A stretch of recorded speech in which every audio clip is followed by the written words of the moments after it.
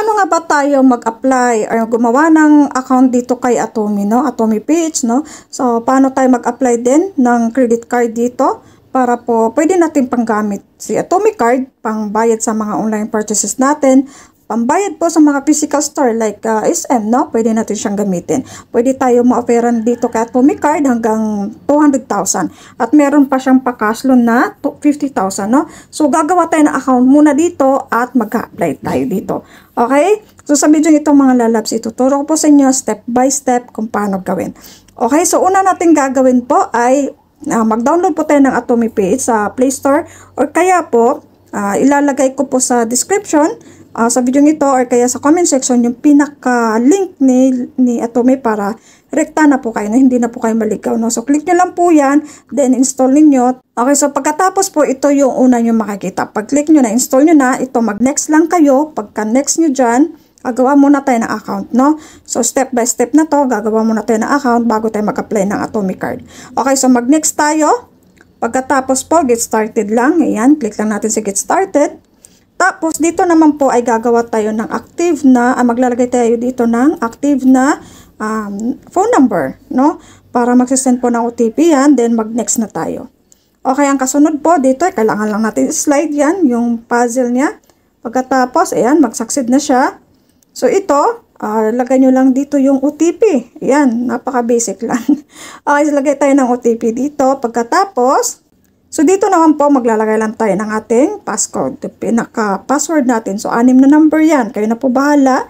Then, mag-next na tayo. Okay? Pag next natin, ito po yung makikita nyo kasunod. So, pwede nating set up later yan. Pwede na ma-enable yan. So, bahala na kayo kung anong gusto nyo dyan. So, pagkatapos, so, ito, nakagawa na tayo ng account, no? Nakaregister na tayo kay Atome. Okay? So, ito na yung pinaka-dashboard ni Atome, no? So, dito, susubukan nating mag-apply sa cash loan kung makapasa tayo, no? Kasi kakagawa pa lang natin.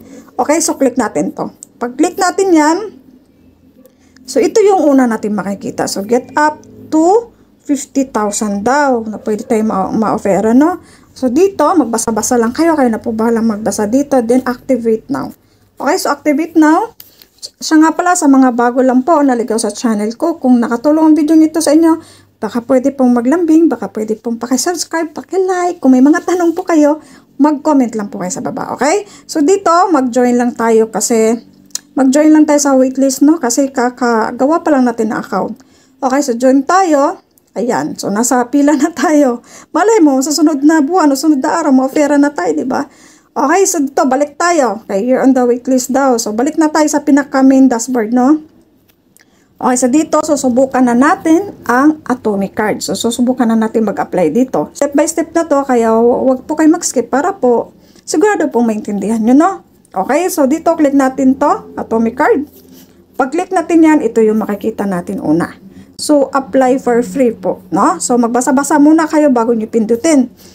Okay? So, dito, basa-basa kayo. Ayan, kayo na po bahala dito magbasa. Pwede kayong ma-offeran hanggang 200,000. Ayan, 3 to 6 months daw, pwedeng bayaran. Yung ating utangin, yung ating credit card, no? So, apply for free tayo. Okay, so apply na tayo. Excited na. So dito, pipili tayo ng kulay, ng anong kulay ng card natin. May black, meron ding white, meron ding ito. So dito, okay, so click natin to. Nasa yung may bilog. Tapos mag-next na tayo. Okay, pagkatapos ng next, ito po yung kasunod na makikita natin to. Share muna your location daw. So allow location access. Okay, pagkatapos, okay, so dito ang kasunod po ay pwede namang while using the app or kaya only this time, no? So, bahala kayo dyan. Then, dito, so ito po yung i-read na yung ID for verification po, no? So, dito, verify your ID. So, dito may 5 lang pong pwedeng masubmit dito, no? So, ipapakita ko sa inyo. Okay, so allow lang only this time, no? Okay, only this time. Pagkatapos, dito, ito po yon. Meron po national ID, UMID card, ISIS card, driver license, and passport. Yun lang po ang pwedeng isubmit dito kay Atome. Wala na pong ibang, kung halimbawa wala ka dito sa 5, parang hindi ka pwedeng makapag-apply. Okay? Klaro? Okay, so ito pili na kayo dito. Halimbawa, pili na kayo, tapos ito na po yung magiging itsura. picturean ang pinakaharap at pinakalikod, no, ng ID natin. Ayan, tapos ang kasunod po ay ito yung personal information. Then, kaya na po bala maglagay dito. Pinaka-basic lang naman to about sa sarili mo. Then, mag-next tayo. Ayan.